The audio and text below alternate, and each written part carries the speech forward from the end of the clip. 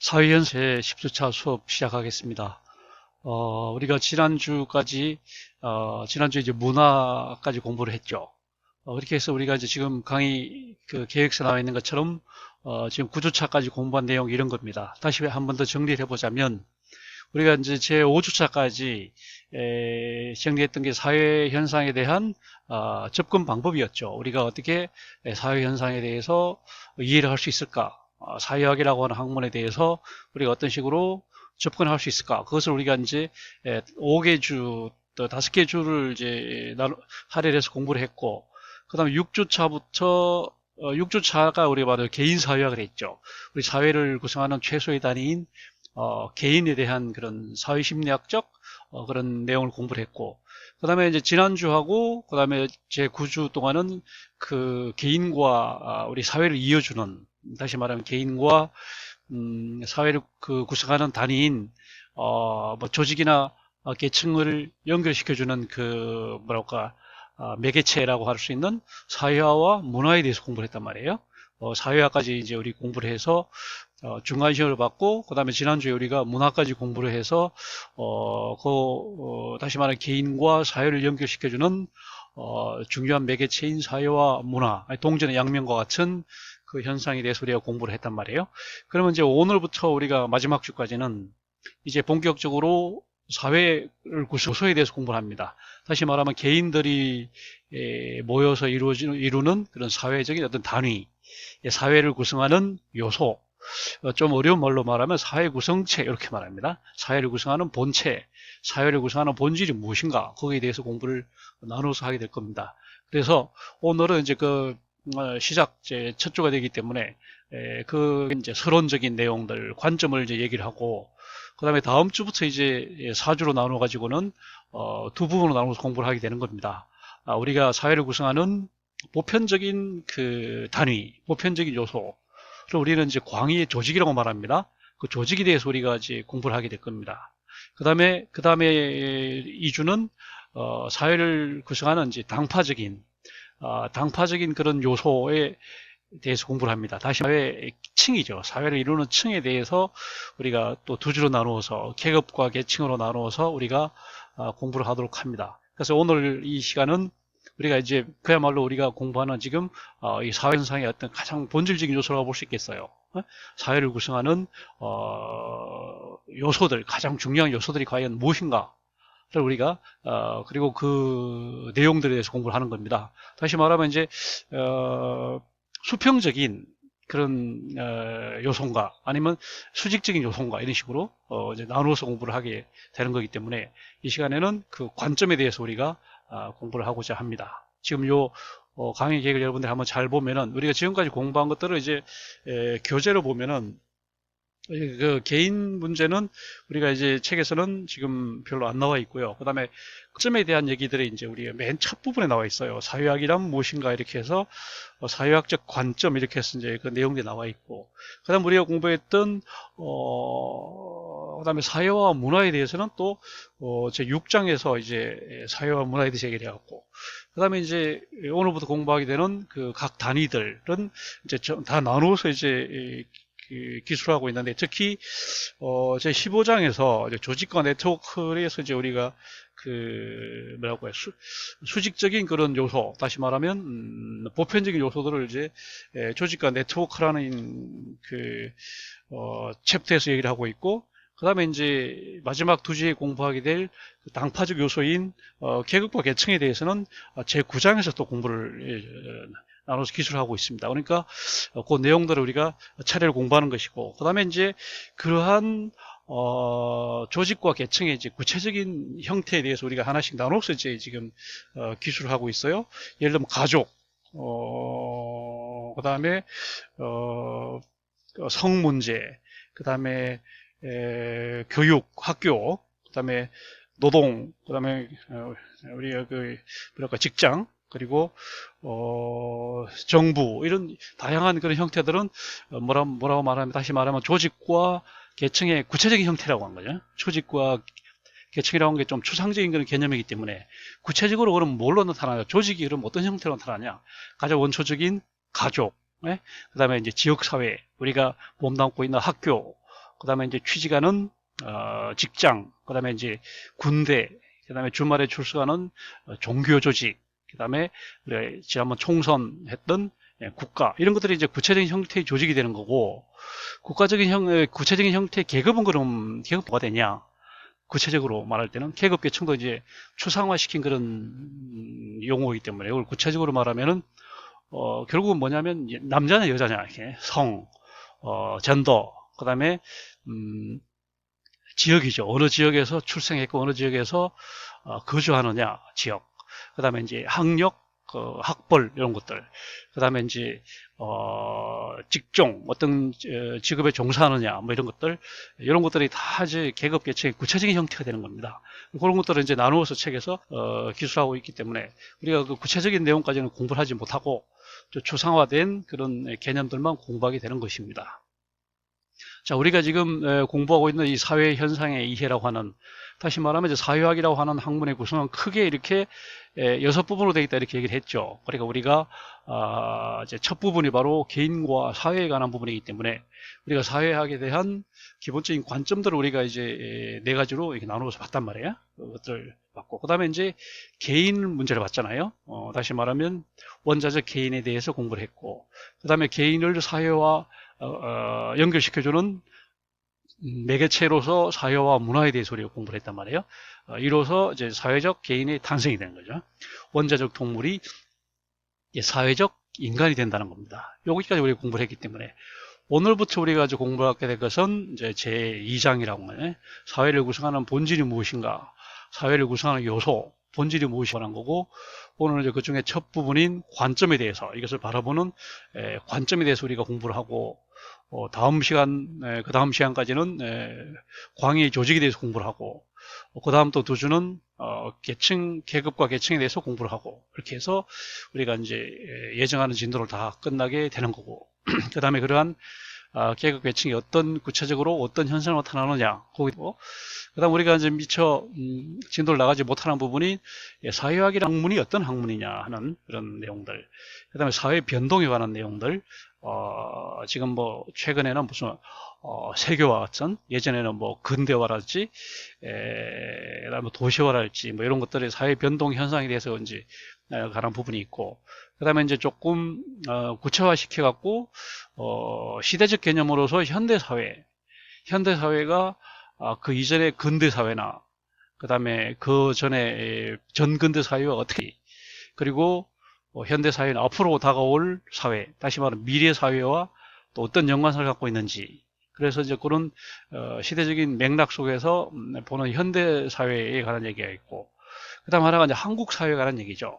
공간적으로 볼 때 우리가 몸담고 사는 이 한국 사회는 거대한 국제사회의 하나이기도 하지만 국제사회 가운데 어떠한 특질을 가지고 있는지 그거에 대한 내용들이 한국 사회에 관한 겁니다. 그래서 이제 현대사회, 한국 사회 여기에 대한 부분이 있고, 그 다음에 6번째 마지막 부분이 사회 이론이라고 해서 사회에 관한 사회학에 관한 여러 사상들이죠.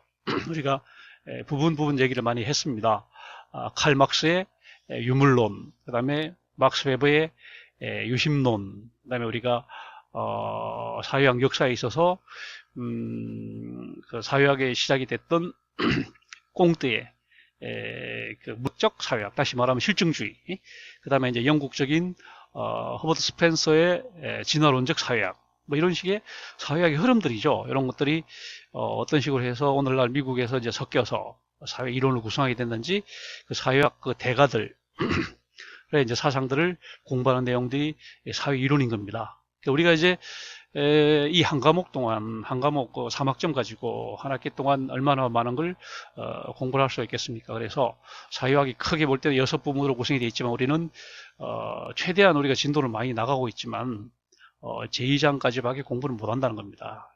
제3장 이상을 공부를 하려면 여러분들이 개별적으로 공부를 해야 돼요. 우리 학교에 개설되어 있는 과목들을 골라서 이제 선택 수강을 할 수도 있는 거고, 저기 또 우리 학교에 이런 과목이 없으면은 다른 대학에 가서 학점 교류하는 대학에 가서 들으면 되겠죠. 예를 들면 뭐 우리는 여기 가까운 지역에 홍익대도 있고, 그 다음에 서강대도 있고, 그 다음에 연대, 이대가 있으니까, 특히 이제 연대, 이대, 서강대는 사회학과가 있거든요.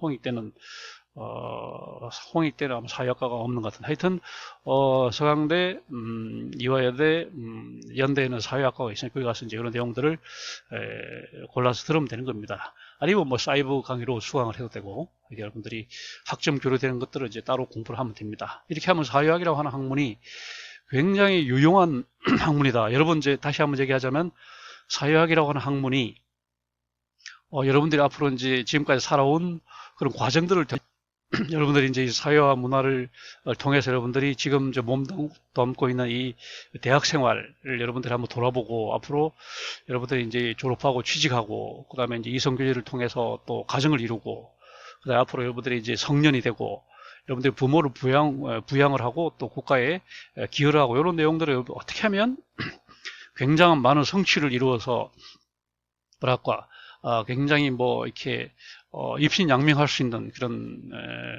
또 할 수 있지만, 꼭 거기까지 안 가더라도 최소한 부적응한 형태는 되지 않기 위해서 여러분들은 어떤 식으로 사회화 과정을 영위해야 될지를 한번 돌아봤단 말이에요. 굉장히 우리는 뭐랄까, 훈육적인 관점에서 이 사회학이라고 하는 학문이 굉장히 중요하기도 하지만, 지식적인 측면에 있어서 여러분들이 사회과학을 공부하기 때문에 지금 여기 수강하고 있는 여러분들이 소속은 다양하긴 하지만, 신학과부터 시작해서 뭐 간호학과, 식품 영양학까지, 뭐 음악과까지 다 지금 섞여 있지만, 그런 다양한 여러분들의 소속에도 불구하고 여러분들이 이제 공통적인 것은 자연과학이 아니라 여러분들이 이제 사회과학을 공부하는 거잖아요. 사회과학을 공부하기 때문에 이런 자연현상과 구별되는 사회현상의 어떤 특질이 있는 것인지, 그 돌아가는 메커니즘의 어떤 뭐라고 흐름이나 맥락 같은 걸 여러분들이 이해를 하고, 그 다음에 이제 여기서 핵심적인 그런 개념 이론들을 좀 익혀가지고 앞으로 여러분들이 뭐 사회복지학을 공부하든 경영학을 공부하든 다 이게 이제 보탬이 되는 그런 내용들이기 때문에, 이런 학문적인 데도 도움이 되고, 그리고 이제 더 나아가서는 여러분들이 이제 사회에 나가서 무슨 내가 뭐 신문 기자로서 내가 어떤 지식인으로서 뭐 활동을 한다고 할 때 내가 어떤 식으로 활동할지, 그에 대한 굉장한 뭐랄까, 나침반 같은 그런 지침을 제공할 수 있다는 점에서 굉장히 중요한 과목이 바로 사회학이다. 이렇게 모두의 그런 얘기를 했습니다만은, 사회학은 우리 여러분의 삶의 뭐랄까, 실천적인 학문이면서 또 대단히 이론적인 학문이다, 이렇게 이제 얘기를 했죠. 자, 그래서 우리는 이 시간에는 사회를 구성하는 본질에 관한 관점을 우리가 나눠서 공부하고자 합니다. 자, 우리가 이제 이 그림을 계속 지금 제시를 하죠. 결국 우리가 공부하는 이 사회학이라고 하는 학문이 이런 큰 틀 안에서 우리가 사회화되기 전에 어떤 개인 단계를 지나서 사회와 문화를 거쳐서 우리가 사회가 된단 말이에요. 원자적 개인이 야성만을 가졌던 그런 원자적 개인이 이제 문화를 내면하고, 다시 말하면 사회화를 통해서 비로소 이제 사회 구성원, 다시 말하면 사회적 인간이 된단 말이에요. 사회적 인간이 된다는 것은 더 구체적으로 말하면 일단 단순 결사체를 이제 우리가 만들거나 아니면 거기에 소속이 되고, 그리고 범주에 소속이 되고 이렇게 되는 거죠. 더 나아가서 어떤 집단에 소속이 되고, 그 다음에 조직에, 그 다음에 제도에 이제 소속이 된다. 이런 이제 과정을 거쳐 나가는 것이고, 아니면 이제 아랫부분에 있는 거잖아요. 우리가 그 동료의식이잖아요. 계급의식에 기초해서 가진 사람들끼리 또는 못 가진 사람들끼리 하나의 계급 계층을 이루게 된다. 이런 게 이제 사회란 말이에요. 그래서 우리가 지금까지 공부한 것은 요 원자적 개인하고 이 사회와 문화, 여기까지 공부를 했단 말이에요. 그러면 이제 오늘부터 다음 주까지 이 오른쪽에 있는 이 부분, 사회에 대해서 공부하네. 그러면 이제 구체적으로 사회적 인간이 어떻게 뭐랄까, 더 구체적으로 사회화되는 것인가. 다시 말해 묶어주는 그런 사회적 단위 속에 포함이 되는 것인가. 그 메커니즘에 대해서 우리가 공부를 하게 되는 겁니다. 자, 그래서 이제 이 내용 지금 그림으로 한번 나와 있는데, 이게 이미지로 해서 여러분들이 검색 엔진에서 많이 찾아볼 수 있는 그런 내용들이죠. 검색 엔진에서 이미지 거기 들어가서 여러분들이 뭐 사회조직, 뭐 사회집단 이런 걸 이제 검색해 보면 이런 것들이 많이 떠요. 그 중에 하나를 이제 하나 골라봤는데, 지금 보면 이제 사회집단이 있고 조직이 있잖아요. 우리 이제 각 개인이 이제 먼저 보다 더 초보적인 단계인 사회 집단의 구성이 되는 거잖아요. 사회 집단의 구성이 됐다가 그 다음에 좀 더 전문화되고 아니면 어떤 구체적인 목표를 지니게 될 때 우리는 비로소 사회 조직의 성원이 되는 거죠. 그러니까 개인이 집단을 통해서 사회가 된다 이렇게 이제 되는 거죠. 그래서 지금 여기 여러 가지로 지금 나눠놨습니다. 한번 여러분들이 그 내용들을 보고 우리 수업 내용과도 이제 겹치는 것들이 있고 합니다. 한번 이런 내용들 한번 검색 엔진에서 여러분들 한 번씩 찾아보는 것도 도움이 될 거예요. 잘 보기 바랍니다. 자, 그래서 우리가 이제 들어가서 본론에 들어와서 우리가 사회 구성체론입니다. 다시 말하면 사회를 구성하는 요소가 무엇인가 하면 소셜 포메이션, 우리 사회를 구성한다 이 말이에요. 사회를 구성하는 요소가 무엇인가. 그걸 크게 보면 이제 우리 사회를 굉장히 다양한 구성원임에도 불구하고 뭐랄까요, 어떤 일체감 이런 걸 통해서 하나로 묶어주는 그런 요소가 있어요. 그래서 우리는 그걸 보편적인 요인이라고 얘기를 하는 거고, 또 우리 사회를 묶어주긴 하는데 끼리끼리 묶어주는 그런 또 요소가 있단 말이에요. 이걸 우리는 당파적 요인이라고 해요. 이거는 그냥 하나로 그냥 묶어주는, 예를 들면 가족이랄지 학교랄지 직장이랄지 이런 거는 그 구성원들이 굉장히 다양한 사람들이지만 그 사람들 하나로 묶어주잖아요. 어떤 공통 목표를 위해서 하나로 묶어주기 때문에 이거를 보편적 요인이라고 말하고, 반면에 우리가 이제 속해 있는 직장에서 관리직에 있는 사람, 생산직 현장에 근무하는 사람 이렇게 해서 또 나누잖아요. 직장 안에서도 그런 거는 이제 당파적 요인이라는 거죠. 관리직에 있는 사람들은 이제 그 회사의 주인, 기업의 주인을 우리는 부르주어라고 말한다면 거기서 이제 소속돼서 일하는 종업원들은 이제 프롤레타리아들 이렇게 해서 나눠볼 수 있는 거죠. 그래서 나눠볼 수 있는 거고, 그다음 회사 안에서도 뭐야 여성, 남성 이런 우리 대학에서도 총학생회, 총여학생회 이렇게 또 나누잖아요. 이런 거는 이제 당파적 요인이에요. 당파적. 우리 대학 구성원이라는 그런 보편적 요인도 있지만 그 안에서 또 이제 이렇게 나누는 것을 우리는 당파적 요인인 거예요. 이것이 서로 이제 균형을 유지함으로써 우리 사회가 유지되는 거죠. 너무 보편적 요인으로만 간다면 우리 사회의 다양성이 없고 어떤 변화가 없겠죠. 보편적 요인으로만 간다면 또 그럴 것이고, 그렇다고 또 당파적 요인으로만 간다면 계속 갈등과 이런 모순이 끊이지 않을 것이고, 계속 투쟁, 분쟁이 끊이지 않을 것이고, 결국은 우리 사회가 해체될 것이란 거죠. 보편적 요인이 되면 그는 너무 강조되면 그는 하나의 독재적인 전체주의 사회가 될 것이고, 그 다음에 당파적 요인만 강조하다 보면 우리 사회가 극단적인 갈등, 모순에 빠져갖고 나중에는 사회가 해체될 거예요. 그러니까 이제 보편적 요인 우리 사회를 묶어주는 구심력 요소를 한다면은 당파적 요인 우리 사회를 다양하게 만들어주고 역동성, 뭐라고 선의의 경쟁, 이런 알록달록한 그런 걸 만들어주는 또 원심적인 요소란 거예요. 이것이 잘 조화를 이루어서 우리 사회가 유지되고 있는 것이죠. 예를 들면 뭐 실에다 추를 달아서 이렇게 회전 운동을 시키면 그 추가 밖으로 날아가려고 하는 이제 원심력도 있지만, 또 내가 실을 잡아당기는, 또 중심에서 실을 잡아당기는 또 구심력이 있단 말이에요. 그런 구심력과 원심력이 이 균형을 이룰 때 비로소 그 추는 계속 회전 운동을 할 수 있는 거네. 원심력이 커버리면 추는 밖으로 그냥 날아가 버릴 거고, 구심력이 커버리면 어떻게 돼요? 추가 돌지를 못하고 떨어지겠죠. 그러니까 이런 식으로 이루면서 이런 서로 균형을 이루는 것이 우리 사회 구성이다, 이렇게 해서 우리 사회 구성체를 이제 두 부류로 나누어서 우리가 보는 겁니다.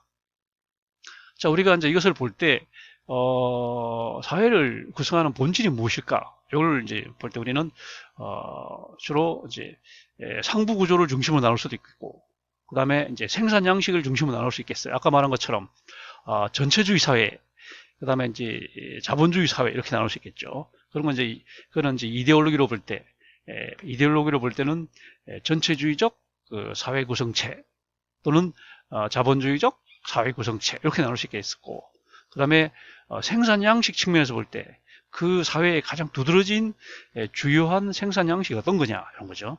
자, 우리 지금 현재 사회는 자본주의란 말이에요. 우리 자본주의적 생산의 특징이 보편적이고, 반면에 이 자본주의가 오기 전에 근대 이제 중세 때는 뭐였어요?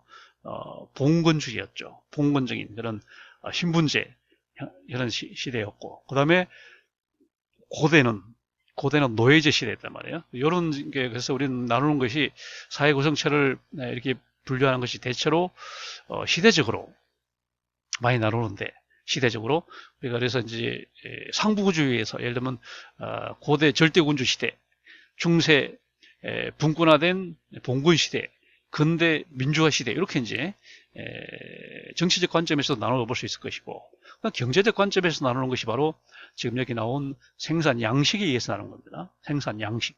자, 영어로 말하면 mode of production, 생산이 어떻게 이루어지느냐, 생산이 어떻게 이루어지나, 생산이 이루어지는 방식, 생산 양식, 이렇게 한문으로 이렇게 쓴 거죠. 그래서 우리가 이제 경제 활동에 있어서 모든 경제 활동은 광의 생산이다, 이렇게 말하죠. 우리 제조업에서 상품을 조립해서 만드는 과정도 이제 생산이지만, 그것을 유통시키고 하는 창고에 보관하고 하는 이런 것도 생산이거든. 그것도 부가가치를 창출하는 거고, 그 다음에 그것을 소비하는 것도 예를 들면 뭐 통닭을 사다가 튀겨서 이제 튀긴다. 그러면 이제 통닭을 사서 튀기는 거, 이것도 생산이거든. 닭을 키우는 것도 생산이지만, 그거를 또 튀기는 것도 또 생산이고, 또 먹는 것도 그걸 우리 소비자가 먹고 그냥 버리는 게 아니라 먹고 힘을 얻어서 또 열심히 일하고, 또 공장에 가서 또 현장에 가서 또 건축 현장에 가서 건설도 많이 하고, 이렇게 하다 보니까 그 먹는 것도 단순한 소비가 아니고 그것도 생산이란 말이에요. 그러니까 이제 우리가 경제 활동은 모든 것이 다 생산이다, 이렇게 말하는 거예요. 생산.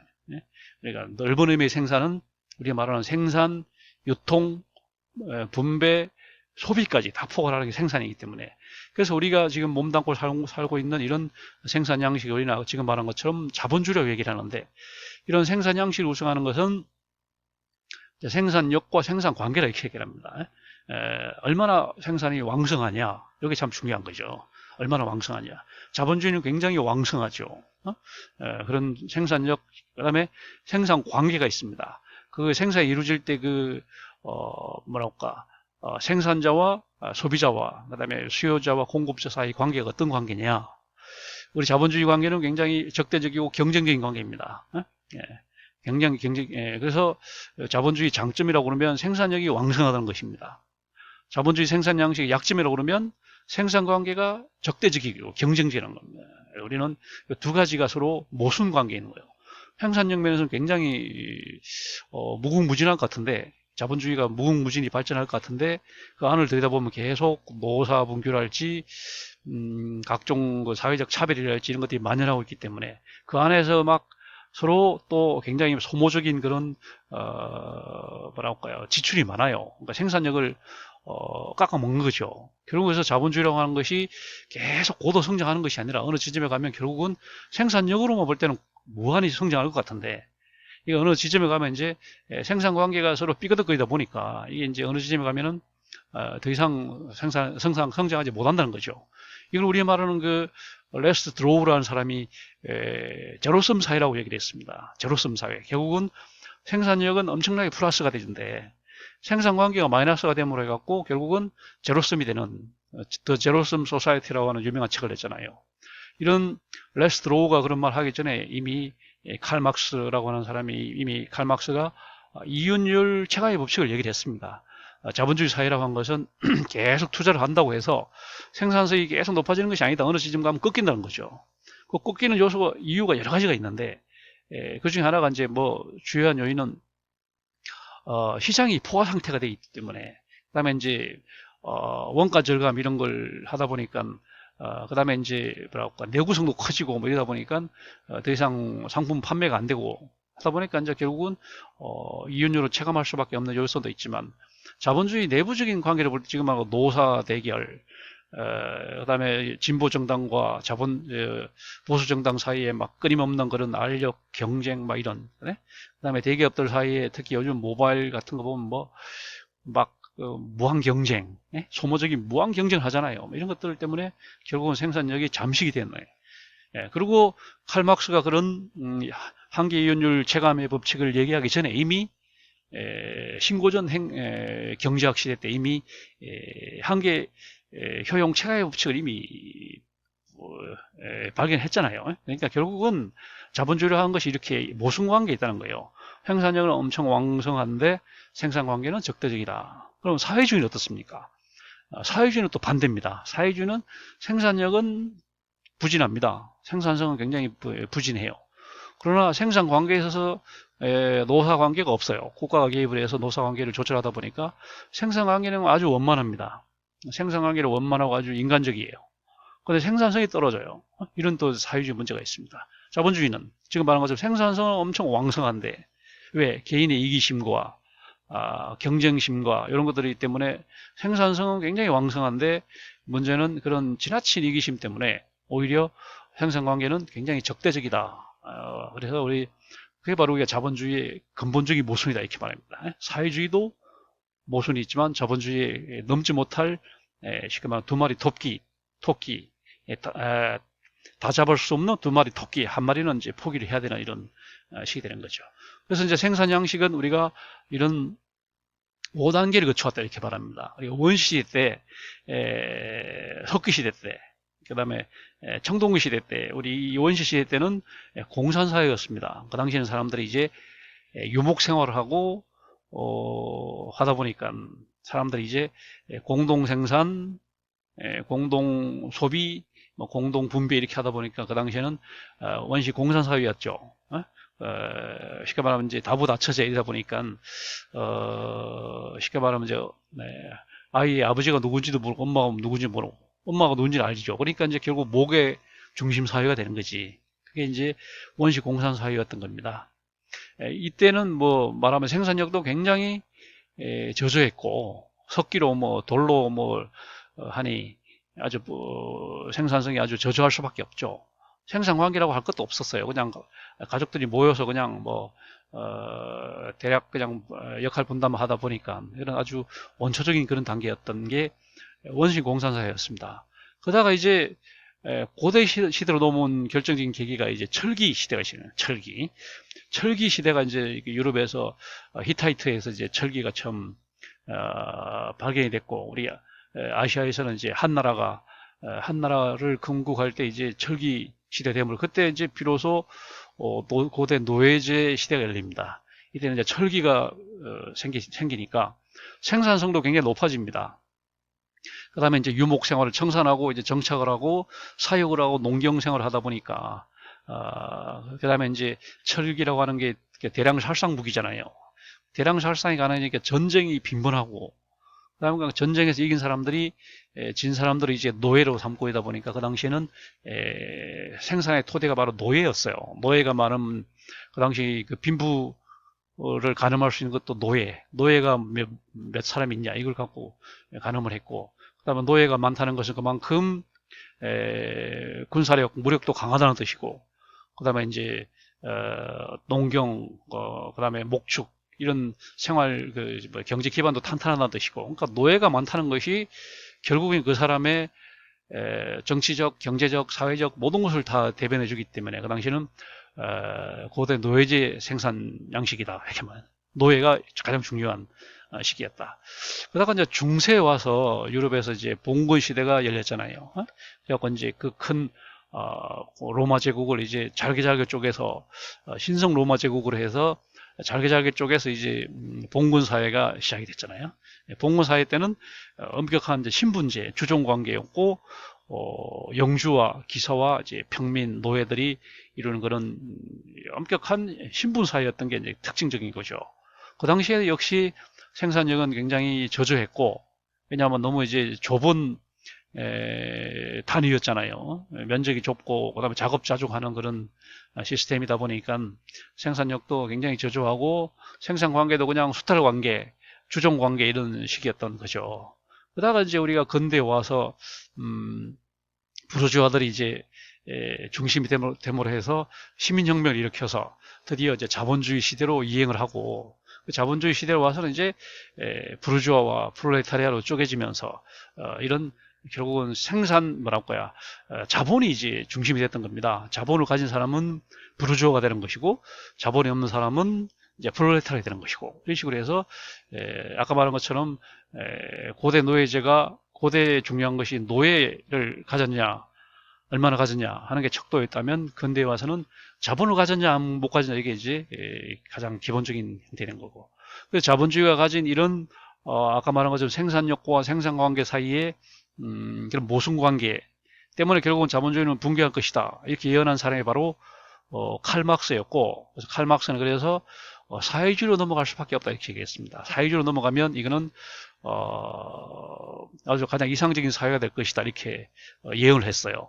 왜? 자본주의가 말한 것은 아까 말한 것처럼 생산력은 좋으나 생산 관계 때문에 이게 결국은 종은 결국은 패망할 수밖에 없다. 그래서 결국은 생산 관계가 원만한 새로운 시스템으로 넘어갈 수밖에 없는데 그 체제가 바로 사회주의다 이렇게 얘기를 했습니다. 그래서 많은 나라들 특히 러시아나 중국이나 이런 나라들에서 이제 사회주의 혁명이 성공을 했습니다. 외향상으로 볼 때는 원만한 생산 관계가 형성이 돼서 좋아 보였습니다만은 내부적으로 볼 때 생산성이 너무 저조해서 결국은 사회주의가 붕괴한 거 아닙니까? 그래서 구소련이 붕괴하고 동유럽이 붕괴하고 옛날 중국이 덩샤오핑에서 이제 마오쩌둥에서 덩샤오핑 시대로 넘어오면서 이제 개혁 개방으로 나아가고 그다음에 모든 자본주의적인 요소를 많이 도입을 해서 이제 오늘날 그 사회주의는 북한과 쿠바와 이런 몇 나라를 빼고서는 순수 사회주의는 없고 다 이제 러시아나 동유럽이나 중국이나 베트남이나 이런 나라들은 다 수정된 형태의 사회주의를 가지고 있습니다. 다시 말하면 원만한 생산 관계를 토대로 해서 생산성을 극대화하는 그런 수정된 형태의 사회주의로 넘어온 거죠. 그래서 이 사람들이 더 예언하는 것은 이런 사회주의가 완벽할 수 없기 때문에 다시 공산주의로 넘어갈 것이다. 이렇게 이제 예언을 하는데 아직 2단계까지 넘어간 곳은 아직 없죠. 이런 사회는 없는 겁니다. 그래서 이 시간에 우리가 보고자 하는 관점은 둘로 나눈 거죠. 우리가 지금까지 맨 앞에 우리가 이제 4주 동안 공부한 것이 우리가 사회를 볼 때 사회를 구성하는 개인이 중요하냐, 그 다음에 그 개인들이 모여서 이루는 사회가 중요하냐, 이걸 놓고 이제 역시 개인이 중요하다 보는 게 개체주의다. 사회가 중요하다 보는 게 전체주의다 이렇게 하는 거예요. 개체주의에 이제 기초한 것이 이제 개인주의고 자본주의고 전체주의에 기초한 것이 사회주의다 이렇게 해서 오늘날 그런 두 가지 이념이 됐다 이렇게 얘기를 했고 그 다음에 우리 사회에서 중요한 것이 그 사회를 구성하는 어떤 요소들의 기능이 중요하냐 구조가 중요하냐 이제 학교라고 하는 게 있습니다. 예를 들면 학교라고 하는 것이 수행하는 교육이 중요한 것이냐 그것이 가진 학교라고 하는 구조가 중요한 것이냐 이런 논쟁이었잖아요. 주류는 역시 이제 학교라고 하는 기능이 중요하다. 이제 교육이라고 하는 기능이 중요하고 그런 교육이라는 기능을 감당하기 위해서 이제 학교라고 하는 구조가 생겨난 것이다 이렇게 많이 본다고 그랬잖아요. 그래서 오늘날 우리가 사회학을 기능주의 사회학이다 이렇게 얘기를 한다 얘기를 했죠. 그 다음에 하나가 이제 계약설과 투쟁설이었잖아요. 우리 사회를 결성하게 되는 요인이 뭘까? 사회 구성원들의 자유로운 계약에 의해서 우리 사회가 만들어졌다 이렇게 보는 것이 계약설이고 그게 아니다. 사회를 구성하는 개인들 사이에 우열관계, 투쟁 이런 결과 주도권을 쥔 사람들이 자기들한테 유리하게 만든 제도가 바로 사회다 이렇게 해서 계약설과 투쟁설로 나눠봤습니다. 그 다음 하나는 공리주의와 정의론이었죠. 우리 사회의 진정한 이익은 어떤 쪽이 맞는가? 최대 다수에게 최대의 행복을 보장하는 그런 공리주의가 나온 것인가? 아니면 소수들을 우선적으로 배려하는 정의론이 나온 것인가? 이 두 가지를 놓고 이제 논쟁을 했었고, 그래서 이런 관점들은 이제 네 가지로 정리를 해봤고, 그 다음에 우리가 이제 오늘 정리해야 될 관점은 6가지입니다. 6가지. 우리 사회라고 하는 건 이제 추상적이고 우리 눈으로 볼 수 없는 그런 거잖아요. 자연과학이라는 건 구체적이니까 실험을 통해서 예를 중력의 법칙 높은 데서 이제 물체를 낙하시키는 그런 실험을 통해서 눈으로 보여줄 수 있잖아요. 그 다음에 그다음에 전문 관측, 망원경을 통해서 이게 볼 수가 있고 현미경을 통해서 이게 볼 수가 있는 이게 자연 현상은 대체로 이게 우리가 볼 수가 있다는 거예요. 구체적인데 우리 사회 현상은 너무 초상적이다 보니까 이거를 좀 구체화시킬 수 있는 그런 방법이 필요해요. 예를 들면 그림으로 이렇게 슬쩍 그려갖고. 그래서 우리가 이제 사회를 그림으로 이렇게 모형화시키는 방법 중에 하나가 이제 피라미드처럼 이렇게 삼각형 모양으로 이렇게 그리는 거죠. 그러면 이제 우리 건축물이 아니면 이집트에 있는 피라미드가 이렇게 삼각형으로 생긴 것처럼 우리 사회도 이렇게 생긴 거 아니냐 이런 식으로 이제 한번 그림으로 그려보면 피라미드도 위쪽에 있는 토대가 있고 아래쪽을 받쳐주는 상부구조가 있는 것처럼 건축물도 지하 주차장, 지하 건축물이 있고 구조물이 있고 또 지상에 이제 건축물이 있는 것처럼 토대 상부 구조로 나눌 수 있는 거 아닌가. 사람 몸으로 쳐도 하체, 다리, 허리 튼튼한 하체 부분이 있고 머리, 뭐 어깨 이런 또 상체가 있지 않냐. 그래서 이제 토대와 상부 구조로 나눠보는 그런 방식이 있습니다. 그래서 이제 사회에서 볼 때 토대에 해당하는 것은 역시 우리의 먹거리 문제가 되는 경제나 물질 이런 것들이 토대가 되는 거죠. 우리 역시 하체가 일단 기본이 충족이 돼야 상체가 무너지지 않는 것처럼 일단 우리가 먹거리나 경제나 물질이 어느 정도 충족이 될 때 비로소 상부 구조로 하는 뭐 정치, 뭐 교육, 뭐 문화, 뭐 사상, 종교, 철학 이런 것들이 이제 가능한 거죠. 그래서 이제 그런 식으로 형상화를 많이 시켜보는 겁니다. 그래서 이제 그렇게 해서 어떤 게 더 중요할까 이렇게 이제 놓고 보는 상부 구조가 중요하다. 역시 건축물에 꽃은 상부 구조지 지하 주차장이 어떻게 생기는 게 별로 중요하지 않다 이런 식으로 사람도 사람 몸을 볼 때는 상부 얼굴에 이목구비가 어떻게 생겼냐, 외형이 어떠냐 이게 중요한 것이지 그 사람이 다리에 뭐 종아리가 어떻게 생겼냐 이런 게 중요하지 않다 이런 식으로 보는 그게 이제 상부 구조 이런 구조는. 마찬가지 우리 사회에 있어서도 우리 사회를 겨는 사회에 진짜 중요한 것은 어떤 종교를 가졌는지 예를 들면 개신교를 믿는 북미 그 다음에 천주교를 믿는 가톨릭을 믿는 남미 이게 이제 중요한 것이고 그 다음에 개신교를 믿는 게르만족 그 다음에 가톨릭을 믿는 라틴족 이런 게 이제 중요한 거 아니냐. 그 다음에 정치 제도, 자본주의냐 사회주의냐, 교육, 그 다음에 뭐 사상 체계, 철학, 그 다음에 정치 정치 구조, 정당 관계 뭐 이런 것들이 중요한 것이고 그 사람들이 뭘 먹고 살고 그 사회의 주력 산업이 무엇이고 수출입, 그 다음에 뭐 수출 의존도가 얼마나 높고 뭐 이런 우리가 먹거리 문제 이거는 별로 안 중요하다 이렇게 보는 쪽에 이제 상부 구조 우리가 말하는 유심론이죠. 막스 베버의 유심론에 이제 그렇게 해당하는 것이고 반면에 토대가 중요하다고 보는 쪽은 역시 사실 모든 건축물에 있어서도 토대가 핵심이 돼요. 토대가 이게 제대로 안 되면 상부 구조가 이제 무너질 수밖에 없다. 우리 몸도 마찬가지로 하체가 탄탄해야 상체가 중요하다. 그래서 어떤 야구든 축구든 운동선수들은 일단 그 기술이 익히기 앞서서 기초 훈련을 하지 않냐. 달리기 뭐 근력 운동 이런 거 하지 않냐. 이런 것처럼 토대가 얼마나 중요하냐. 우리가 똑같이 우리 사회에 있어서도 토대에 해당하는 경제, 물질 이게 중요한 것이다.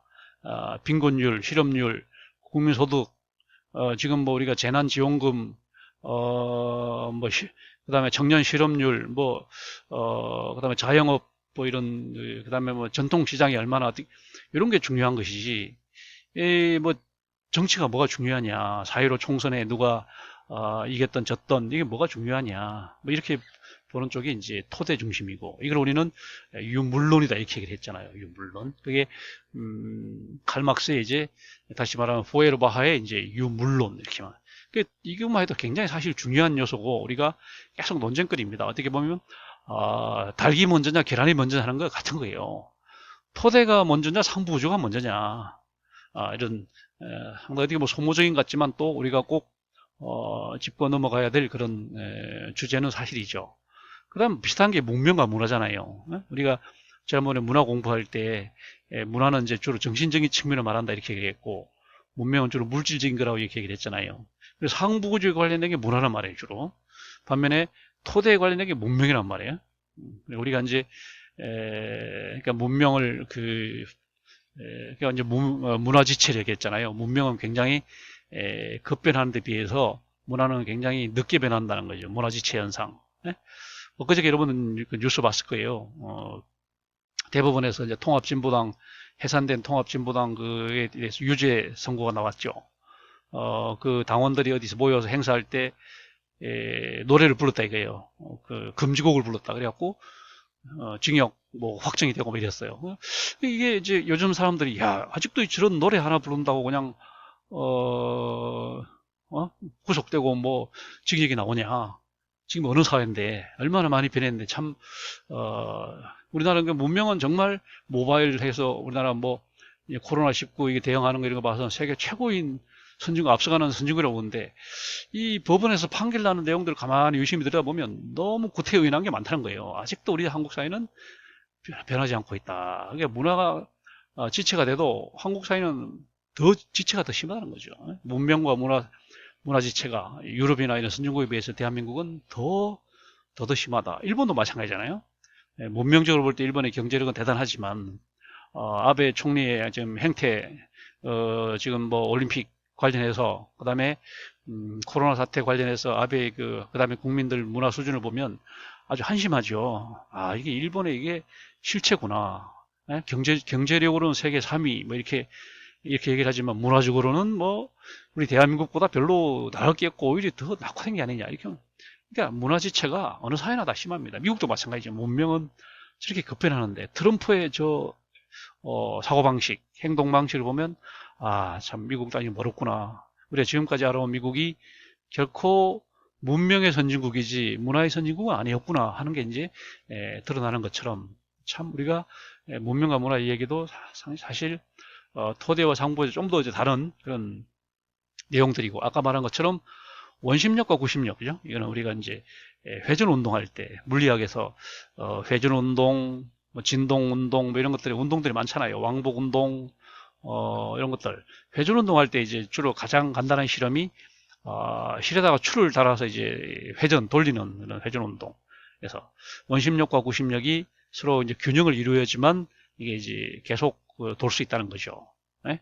아까 말한 것처럼 원심력이 커져버리면 추가 밖으로 날아가 버릴 것이고 구심력이 커져버리면 추가 바닥으로 떨어져 버릴 거란 말이에요. 이 식으로 이게 균형을 이루어야 계속 회전 운동이 되는 것처럼 우리 사회도 유지가 되려면 원심력과 함께 구심력이 산다. 이 얘기도 여러 번 해결했죠. 그러니까 주로 이제 칼막스나 이런 계급 투쟁론을 주장하는 사람들은 이제 원심력의 중요성을 얘기를 하는 거고, 그 다음에 사회계약설이나 이런 쪽을 주장하는 사람은 이제 구심력의 중요성을 말하는 겁니다. 그래서, 뭐, 듀르게임 같은 사람도 우리가 사회 연대성을 많이 주장을 했죠. 그 당시 이제 사회적 그 당시 흐름이 뭐 문명의 종언이니 무슨 뭐 말세론이 많았잖아요. 그래갖고 무슨 그 당시 뭐 말세론들이 하도 흉흉하니까 그런 말세에 너무 휘말리지 말고 우리 사회는 연대성을 가져야 된다. 너무 이렇게 그때 이제 연대성 얘기를 했던 사람이 바로 이제 듀르게임이랬던 사람이었잖아요. 이게 이제 연대와 해체도 마찬가지입니다. 우리 사회에 원심력이 강하면 이제 해체될 것이고 구심력이 강하면 이제 연대가 더욱 공고하겠죠. 좀 더 심하면 전체주의 동원 사회가 될 수 있는 것이고. 네, 그렇습니다. 그 다음에 조직과 계층이라는 거예요. 이 광의 조직입니다. 지금 우리가 봐야 될 집단, 제도 이런 걸 다 포함해서 우리는 이제 광의 조직이라고 얘기를 하고 또 계급 계층을 얘기를 하는데 이건 사실 계층으로 묶을 수가 있어요. 계층, 층이죠. 층 중에 하나가 이제 계급인 거고 또 하나가 이제 계층인 거고 계급이라는 것은 이제 경제적인 그런 재산을 기준으로 해서 나눈 게 이제 계급이었잖아요. 재산을 가진 사람은 부르주아 계급, 못 가진 사람은 프롤레타리아 계급 이런 식으로 가진 사람은 자본가 계급, 못 가진 사람은 노동자 계급 이렇게 다른 거잖아요. 반면에 이제 층이라고 하는 건 소득을 가지고 이제 고소득층, 저소득층, 또 상류층, 하류층, 중산층 이렇게 나누는 게 이제 계층이기 때문에 여기에 사실 재산과 소득이라는 개념이 사실 상당히 밀접한 관계에 있지만 상당히 다른 개념이죠. 재산은 완전히 경제적인 개념이죠. 네? 경제적인. 반면에 이 소득이라고 하는 것은 사회적인, 경제적인 개념 성격이 강하지만 사회적인 성격이 강해요. 소득을 많이 얻으려면 이제 전문직에 종사해야 되잖아요. 변호사나 의사나 이런 식으로. 전문직에 종사하려면 학력이 높아야 되잖아요. 공부를 많이 해야 되잖아요. 뭐 자격증 과정 공부해야 되니까. 그럼 공부를 많이 한다는 것은 이제 투자를 많이 해요. 돈과 시간에 투자를 많이 해야 된다는 거잖아요. 그래서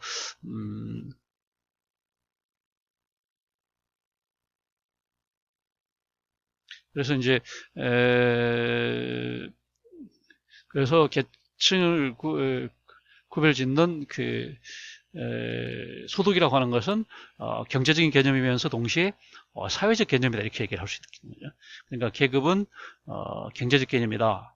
계층은 사회적 개념이다. 사회 문화적 개념이다 이렇게 얘기할 수 있겠어요. 그 다음에 조화와 갈등도 마찬가지입니다. 우리 사회에 동전의 양면처럼 항상 조화만 있는 것도 아니고 항상 갈등만 있는 게 아닙니다.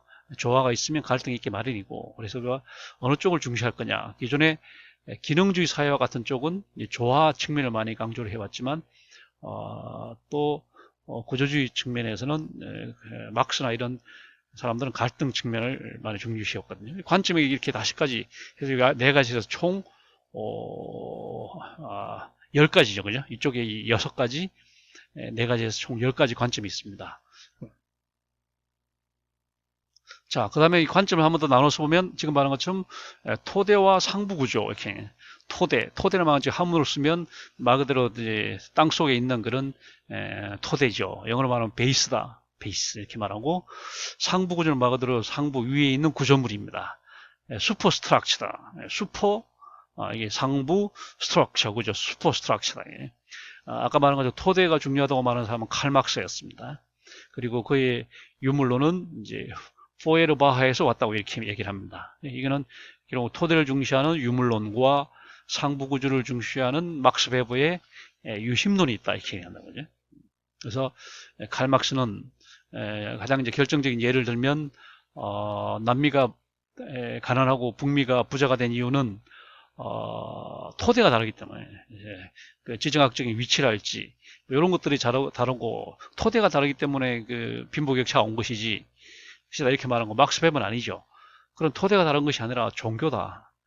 북미는 개신교를 믿었고 남미는 가톨릭을 믿고 있다. 이런 종교적인 차이로 오늘날 빈부격차가 왔다 이런 식으로 또 이제 얘기를 하거든요.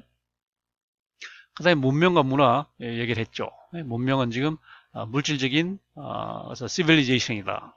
문화는 컬처다 이게 얘기죠.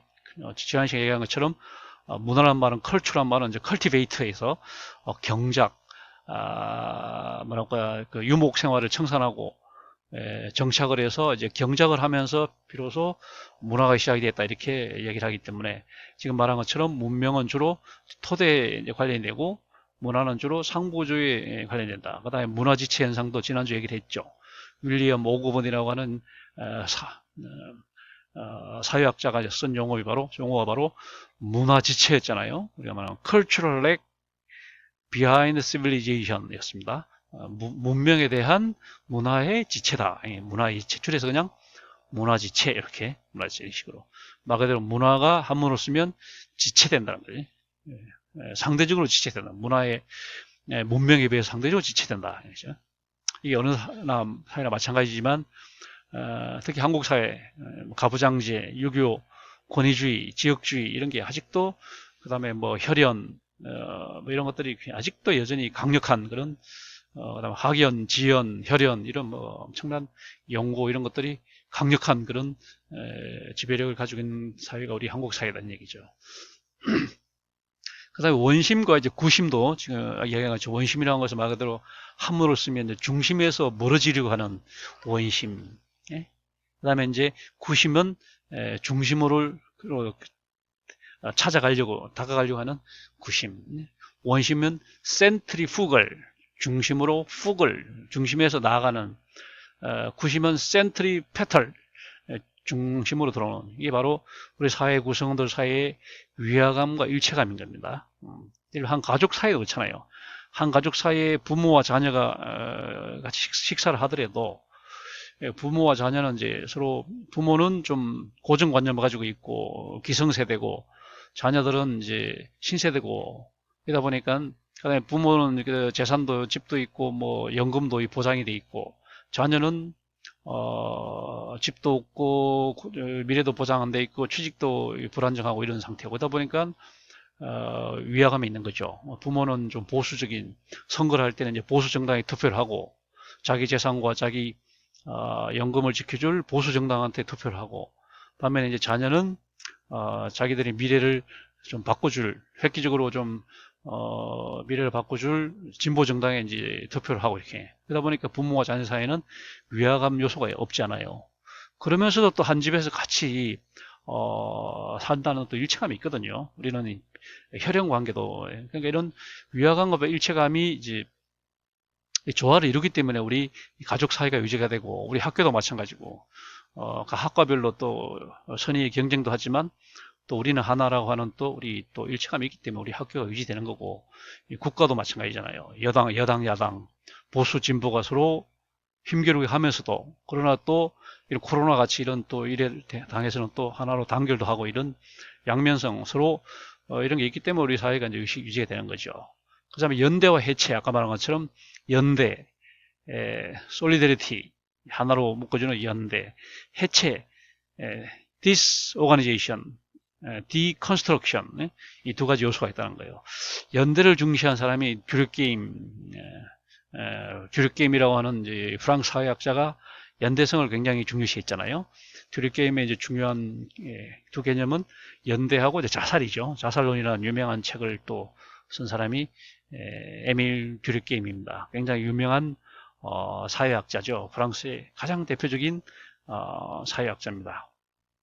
그 다음에 또 프랑스의 또 사회학자, 오히려 철학자에 가까운 미셸 푸꼬라고 하는 사람이 있습니다. 미셸 푸꼬라는 사람은 우리 흔히 말하는 후기 구조주의자다, 포스트 구조주의자다, 이렇게 탈 구조주의자다, 이렇게 얘기를 하죠.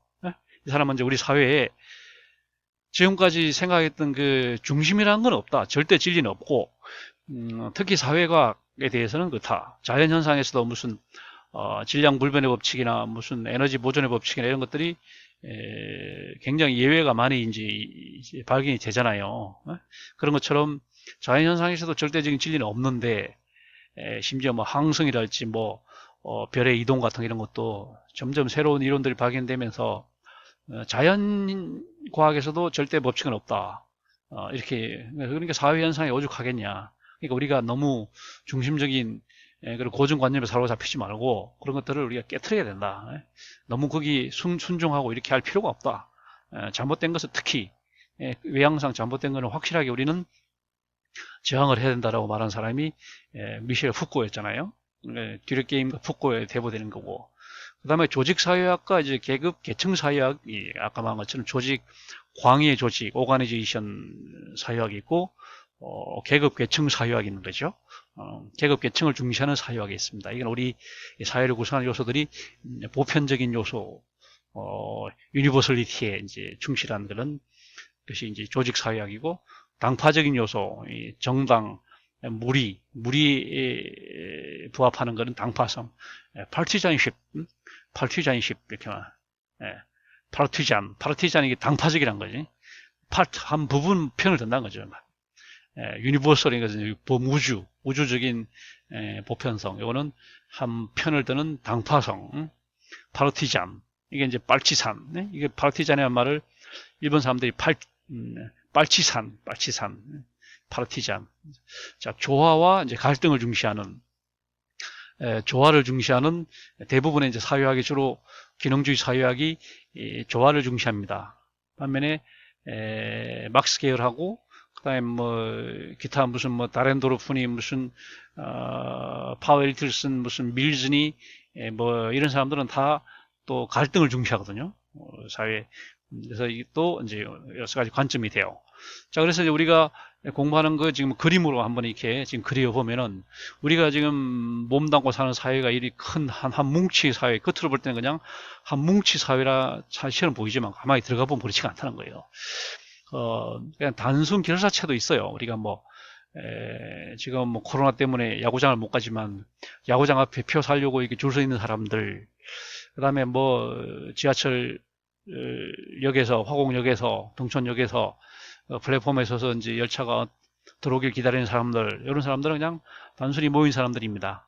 그냥 뭐 그런 사람들 중에 낯익은 사람도 있고 처음 보는 사람도 있고 하지만 어쨌거나 별 의미가 없는 그런 거고, 어쨌거나 그 같은 공간에 같은 시간에 모여 있다는 그 동료의식 정도밖에 없는 그런 사람들, 단순 결사체 수준이고, 그 다음에 범주도 있습니다. 뭐 내가 남자다 여자다, 예비역이다 현역이다, 내가 뭐 경영학과다, 내가 뭐 사회복지학과다, 이런 이제 범주가 있을 수 있어요. 이거는 이제 이게 쪼개진 거죠. 그냥 쪼개진 그 단순한 그런 분류에 지나지 않는 그런 건데, 이런 사람들이 이제 좀 더 지속성을 가지고 만나게 될 때, 그걸 우리 집단이라고, 소집단이라고 해요. 단순 결사체는 단순히 이제 아까 말한 것처럼 시간과 공간이 일치하는 사람들, 범주는 시간 공간은 전혀 다를 수 있지만 어쨌거나 어떤 일정한 기준에 의해서 뭐 성염색체에 의해서 남성과 여성으로, 군대를 다녀왔냐 안 다녀왔냐, 현역 예비 이렇게 그냥 쪼개지는 거, 이거는 이제 범주라고 보는데, 그런 사람들이 이렇게도 한 번씩 모이면 거기 이제 집단이 돼요. 예를 들면 우리 뭐 NC 다이노스 응원하는 사람들끼리 우리끼리 한번 모여보자. 그러면 여기 사람들이 모일 거 아니에요. 그러면 지속적으로 다음 주에 또 봅시다. 뭐 이렇게 뭐 지속적으로. 그 다음에 이제 예비역끼리도 우리 한번 다음에 한번 같이 모여봅시다. 그럼 뭐 예비역 협의회 이렇게 되면 지속적으로 모이면 거기 이제 집단이 된다. 집단. 그 집단이 이제 좀 더 구체적인 목표를 가지면 협의 조직이 되는 거예요. 조직. 자, 우리 그럼 조직을 만들자. 그러면 이제 어떤 목표를 가지고 하다못해 뭐 동질성을 쌓자, 아니면 뭐 NC의 무슨 좀 체계적 응원을 통해서 좀 승률을 높여보자, 뭐 이런 식으로 뭐 구체적인 조직을 목표를 가지게 되면 그게 조직이 되는 거고, 그런 조직 중에 또 이제 공식성을 갖추면 어떤 뭐 명칭도 갖고 규정도 갖고 회계, 그다음에 뭐 온라인 구좌도 만들어서 서로 회비도 이체하고 뭐 이렇게 해서 이기는 이제 이런 공식성 갖춘 건 일종의 제도가 되는 거죠. 그러니까 우리가 겉으로 볼 때 하나의 사회라고 하지만 가만히 들어가 보면 뭐랄까, 그 긴밀성, 느슨한, 이런 가장 느슨한 형태의 단순 결사체부터 시작해서 가장 밀접한 그런 제도까지 이렇게 어떤 스펙트럼을 이루고 있다라고 이제 하는 거고, 그 다음에 계급 계층도 그래요. 우리가 곧 가만히 보면은, 예를 들면은 예를 들면 이제 우리가 어떤 회사를 다닌다. 내가 삼성전자를 다닌다. 그러면 삼성전자도 하나 같지만 사실은 삼성전자는 제도죠. 굉장히 대기업이잖아요. 하나의 제도란 말이에요. 그럼 가만히 보면 계급 계층 1이 있어요. 예를 들면 뭐 창업주, 오너가 있잖아요. 이씨 일가 있고, 그 다음에 이제 전문 경영인이 있어요. 무슨 사장, 무슨 전무, 상무. 그 다음에 이제 관리직이 있어요. 무슨 뭐 부장, 그다음에 뭐 과장, 이런. 그 다음에 이제 현장 생산직이 있단 말이에요. 이런 식으로 쪼개진다는 거예요. 또 조직도 마찬가지예요. 조직도 무슨 이렇게 쪼개져요. 그 다음에 집단도 그래요. 집단도 가만히 보면 무슨 우리가 무슨 동창회를 모였다. 우리 KC 다니는 학생 중에 무슨 우리 화곡고등학교 무슨 어디 무슨 강서고등학교 동창회를 만들면, 동창회도 보면 모여보면은 이 계층이 쪼개져요. 예를 들면 고학년이고 남학생이고 이러면 주로 이제 위쪽에 가고, 여학생이고 저학년이면 주로 아래쪽에 가고, 이런 식으로 은연중에 쪼개진단 말이에요. 이런 식으로 뭐 국가로 가보면 예를 들면 막 어떤 식으로 쪼개집니까? 국가는 예를 들면 강남 사는 사람이 1, 그다음에 인서울 사는 사람이 2, 그다음에 수도권에 사는 사람이 3, 그다음에 지방에 사는 사람은 4, 이런 식으로 쪼개잖아요. 국가도 마찬가지예요. 선진국에 사는 사람이 1, 그다음에 반주변에 사는 사람이 2, 그다음에 후진국에 사는 사람이 3, 난민 떠돌이가 4, 이런 식으로 쪼개진단 말이에요. 이거 집단도 마찬가지예요. 그런 식으로 쪼개지고 단순 결사체도 그래요. 예? 이런 식으로 해서 우리 사회를 가만히 보면 수직적으로 이렇게 수직적으로 묶어주는 이런 요소들이 있단 말이에요. 여기 우리는 아까 말한 건 보편적 요인이라고 그러고 반면에 이제 수평적으로 이렇게 그룹을 지어주는 요거를 이제 아까 말한 건 당파적 요인, 당파적 요인. 이 두 가지로 우리는 이제 우리 만들어주는 그런 거기 때문에 우리가 이걸 다 이제 나눠서 공부를 해야 된다는 거죠. 그래서 우리가 이제 이거를 4주로 나눠 가지고 다음 주부터는 이제 하나씩 공부를 해 나가는 거예요. 그래서 당장 다음 주에는 우리가 단순 결사체 범주와 이 집단을 공부를 할 겁니다. 네? 여기까지 공부를 하고 그 다음 주에는 이 협의 조직과 이 제도를 공부를 할 겁니다. 그리고 또 그 다음 주에는 계급에 대해서 공부를 할 것이고 또 그 다음 주에는 계층을 공부를 할 겁니다. 이렇게 함으로써 우리가 의도했던 이제 우리 사회 현상이라고 하는 과목으로 이제 다 전부 이제 공부를 하게 되는 것인데 그렇게 하고 여러분들이 더 미진한 것들은 여러분들이 개별적으로 공부를 하든지 다른 식으로 공부를 하면 되겠습니다. 자 이렇게 해서 오늘 수업은 끝내고 다음 시간에는 보편적 요소 첫 번째 집단까지 이 부분을 공부하도록 하겠습니다.